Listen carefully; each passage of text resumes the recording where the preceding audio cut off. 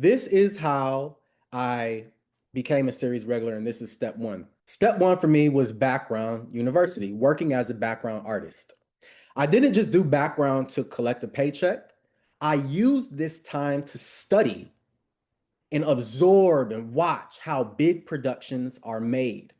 I was able to see how many people are involved in a production. There's directors, there's producers, there's ADs, there's PAs. There's so many people that work together as a unit to bring about this production. And I watched every little component and I learned as much as I could when I was on set as a background artist. I was able to gain a deep understanding of how they're running productions in 6 months. So I always recommend and I always want to communicate that if we are starting as background, we will learn everything that we need to learn in 6 months to a year. This is a very valuable part of our journey, but I don't want you to get stuck there and I don't want you to be complacent there. After about 6 months to a year, that's around the point where you should start looking at other ways to proceed in the industry as a principal actor if you want to. Because at 6 months to a year, we've pretty much absorbed everything that we need to absorb. During this time as a background artist, I saw the principal actors. I got to really experience and feel movie magic. And I know that you guys who are currently enrolled in Background University feel the magic of movies being made, and it is an intoxicating feeling. I allowed this feeling to inspire me. I allowed the principal artist to inspire me to focus on my own acting career and pursue principal roles on TV. The second step for me was I established a system. First, I was inspired. First, I learned how our production worked. Now, on step two, I established a system. I found a way to go from having no connections to getting in front of industry decision makers. During this time, I discovered the 5 essential skills to book principal TV work. And once I established my system, I refined and improved every aspect of the system. Each of those skills I trained every day to become better in those areas. Let's watch a quick video where I want you to hear from a student of mine who also experienced this system that worked for me. So you can see that it also works for other people as well. Before, I was always just trying to figure things out on my own and nothing was clear. I was very confused. Now there's a step-by-step process for me to navigate and figure things out much more easily. This is a system that not only has worked for me, but it also works for other actors. This is the third step for me. I showed up consistently. My acting career remained my top priority, and I never missed an opportunity that could take me to the next level. There was a time where I was selling life insurance. Yes, life insurance. And this was when I started auditioning for roles.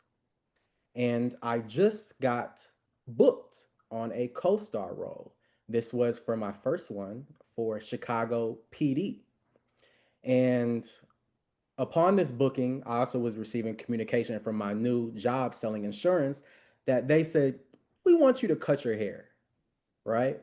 And I'm thinking about myself as a product and I'm thinking about the recent success that I just accomplished. And that's in part of how I look, right? This is my package. So because of that, I chose to leave that job and not continue with that job. This is one time where I placed my acting career as that top priority. Another story is I moved. I originally grew up in Detroit, Michigan, and I moved to Los Angeles. That's a big step, for a lot of people is going to a completely new state and starting over, but I understood that for me, that was how my acting career will go to the next level, right? This was before 2020. A lot of things have changed now, and we'll talk about that later. But I always place my acting career as my top priority. Through working and through constantly working the system that I created, I finally got an audition for Paramount's Mayor of Kingstown. This audition was just for one line. It was for one line, one co-star. I booked it. I went on set and I did my job, right? And when I approach co-star roles, I approach them as authentic as possible. This is not a time where we're trying to win an Oscar or win an award for our acting. We want to give them what they saw from us in our auditions, our self tapes, etc. So I went there and I was like, look, I'm just going to do my job. I'm just going to be as authentic as possible, be myself, and say what I need to say, right? So I went on set. I did that. I did my one line. And after that scene, somebody came up to me and he was like, I really like what you got going on. I really like it. I really like it. I was like, oh, thank you. Thank you. I appreciate it. Not thinking much of it. I later on found out that was the director. That was Stephen Kay, right? He directed season one, season two of Mayor of Kingstown. And in that season, right, I got a call back, say, bring, bring.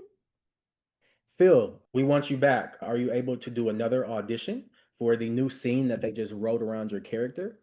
I'm like, man, let me check my schedule. Of course. So I completed that second audition and they said, you're good to go. Let's bring you back. And during that season, when I was just supposed to get that one line, this is season two, by the way, I got scene after scene being added to my role, right?